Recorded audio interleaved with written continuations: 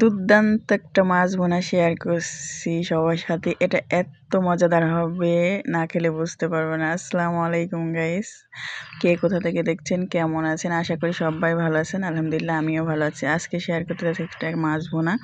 এটা কিন্তু দুর্দান্ত হতে চলেছে। এই দেখুন, আমি মাছ নিয়ে নিয়েছি, পেঁয়াজ কুচি নিয়েছি, আদা রসুন জিরা বেটে নিয়েছি, আর নিয়েছি যে বড় মাছ।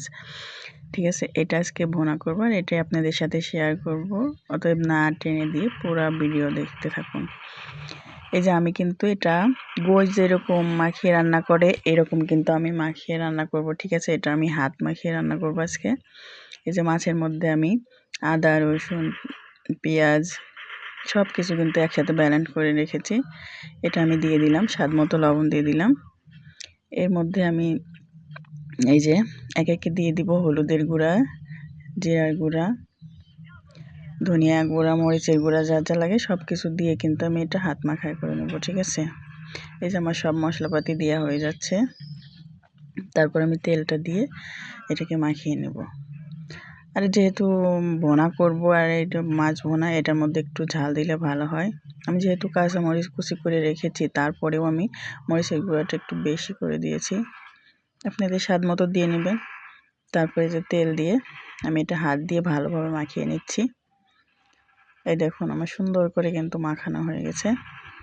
এই যে দেখে মনে হচ্ছে এখনই মনে হয় খাওয়া যাবে। এই দেখুন, তারপরে এই যে আমি কড়াইয়ের মধ্যে একটু তেল দিয়ে দিলাম। যেহেতু তেল দিয়ে আমি মাখিয়েছি, এই জন্য অল্প পরিমাণে তেল এখানে দিয়ে তারপরে আমি তেলটা গরম হয়ে গেলে মাছটাকে ছেড়ে দিব। তার আগে আমি দিয়ে দিচ্ছি এখানে পেঁয়াজ আর মরিচ কুচি, এগুলোকে একটু লাল লাল করে নেব। লাল লাল যখন হয়ে যাবে তারপরে আমি মাছটা দিয়ে দিব। এই জন্য আমি একটু লাল লাল করে নিচ্ছি। আর এর মধ্যে দিয়ে দিলাম একটু লবণ, যাতে এই পেঁয়াজগুলো একটু তাড়াতাড়ি সেদ্ধ হয়, তাড়াতাড়ি ভাজা হয়ে যায়। এই যে পেঁয়াজগুলো আমি একটু লাল লাল করে নেব। ঠিক আছে, আর এগুলো লাল লাল হতে হতে একটা কথা বলি, যারা ইউটিউব চ্যানেল থেকে দেখছেন তারা আমার চ্যানেলটাকে যদি নতুন হয়ে থাকেন সাবস্ক্রাইব করে দেবেন, আর যারা অলরেডি সাবস্ক্রাইব করেছেন তারা লাইক করে দেখা শুরু করবেন। আর যারা ফেসবুক পেজ থেকে দেখছেন তারা লাইক ফলো দিয়ে দেখা শুরু করবেন। এই যে দেখেন আমার পেঁয়াজগুলো লাল লাল হয়ে গেছে। এখন আমি এই যে মাছটা দিয়ে দিচ্ছি। এই যে মাছটা দিয়ে আমি একটু হালকা নেড়ে নেব। বেশি নাড়লে কিন্তু আবার একটু ভেঙে যাবে, হালকা নাড়তে হবে। যদি পারেন কড়াইটা একটু ধরে উল্টে পাল্টে দিবেন, তাতেও কিন্তু ভালো হয়। এটা কিন্তু এরকম মাছ ভুনা কিন্তু খুবই টেস্টি হয়, একবার করে দেখবেন। এটা অনেক আগে কিন্তু মানুষ এরকম রান্না করতো, এখন প্রায় এটা করে না এরকম, কিন্তু এই রান্নাটা খুবই কিন্তু টেস্টি হয়। এই যে দেখুন, আমি একটু ভালোভাবে নেড়ে চেড়ে ভুনা করে নিয়েছি। এই যে দেখতে পাচ্ছেন, এর মধ্যে আমি কিন্তু পানি দিয়ে দেবো। পানিটা যদি গরম পানি হয় তাহলে কিন্তু অনেক ভালো হবে। একটু গরম পানি দিয়ে তারপরে এই যে আমি একটু নাড়া দিয়ে দিচ্ছি আলতো করে। এটা বেশি সময় লাগে না, অল্প সময়ের মধ্যেই কিন্তু আমাদের রান্নাটা হয়ে যায় কমপ্লিট। এই যে দেখুন, আমাদের পুরো রান্না কিন্তু হয়ে যাচ্ছে।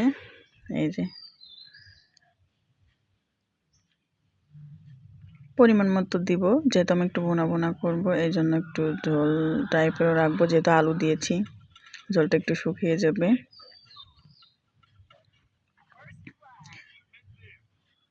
এর মধ্যে আমি ভাজা জিরা গুঁড়া দিয়ে দিলাম। এই যে, আর ভুনা যেহেতু এর মধ্যে জিরা মশলা একটু তো দিতেই হবে। লাস্টে একটু গরম মশলা বেটে রেখেছিলাম, এইগুলো দিয়ে দিলাম। এই যে দেখুন, মাশাআল্লাহ অনেক সুন্দর কালার চলে আসছে।